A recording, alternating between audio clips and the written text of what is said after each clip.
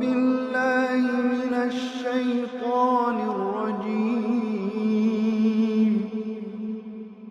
بسم الله الرحمن الرحيم. Dalam menjalani kehidupan, setiap manusia pasti akan mengalami kesedihan, ketakutan, gundah, galau, dan masalah lainnya. Allah Subhanahu wa Ta'ala akan menguji setiap hambanya dengan berbagai musibah, dengan berbagai hal yang tidak mereka sukai.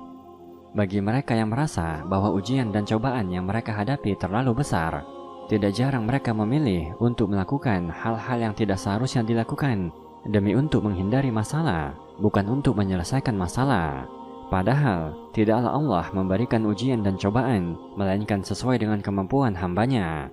Allah Subhanahu wa Ta'ala berfirman, Allah tidak membebani seseorang, melainkan sesuai dengan kesanggupannya.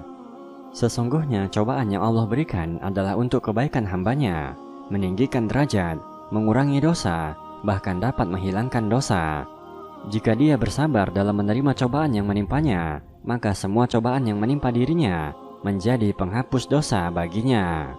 Rasulullah Sallallahu Alaihi Wasallam bersabda, apa saja yang menimpa seorang muslim seperti rasa letih, sedih, sakit, gelisah, sampai duri yang menusuknya, melainkan dosa-dosanya akan diampuni.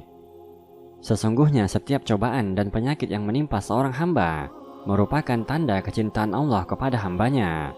Rasulullah Sallallahu Alaihi Wasallam bersabda, sesungguhnya jika Allah mencintai suatu kaum, maka dia akan menguji mereka.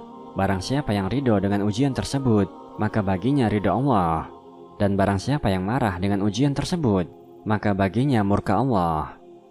Islam mengajarkan bagaimana menghadapi ujian dan cobaan dengan hati yang tenang, sehingga dapat meraih ridho Allah Subhanahu wa Ta'ala. Pertama, zikir, selalu mengingat Allah.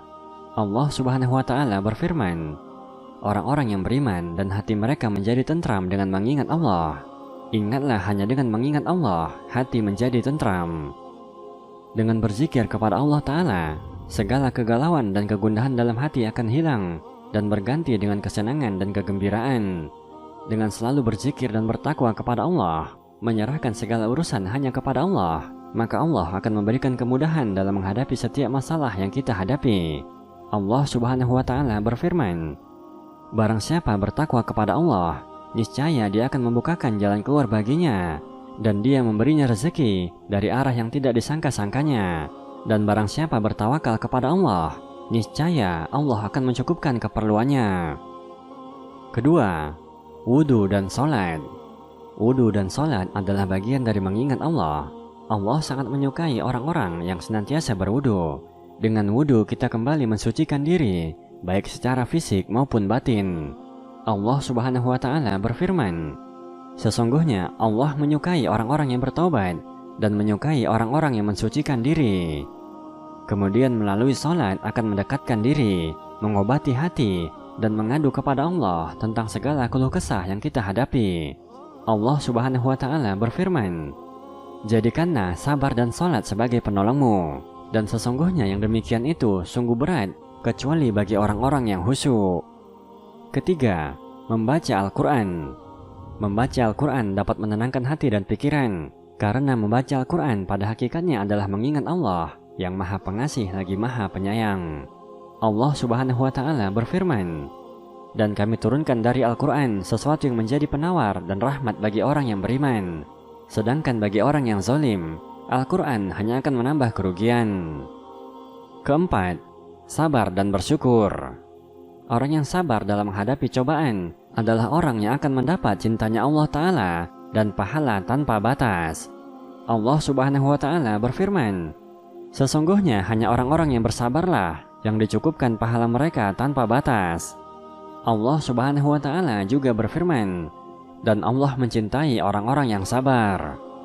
Rasulullah memuji orang beriman yang senantiasa bersabar dan bersyukur dalam setiap keadaan. Beliau bersabda, alangkah mengagumkan keadaan orang yang beriman, karena semua keadaannya membawa kebaikan untuk dirinya, dan ini hanya ada pada seorang mukmin. Jika dia mendapat kesenangan, dia akan bersyukur, maka itu adalah kebaikan baginya. Dan jika dia ditimpa kesusahan, dia akan bersabar, maka itu adalah kebaikan baginya. Orang yang tidak beriman akan selalu berkeluh kesah dan murka ketika ditimpa musibah, sehingga semua dosa dan keburukan akan menimpanya. Semoga kita termasuk orang-orang yang bersabar dalam menghadapi setiap ujian dan meraih ridha Allah Subhanahu wa Ta'ala.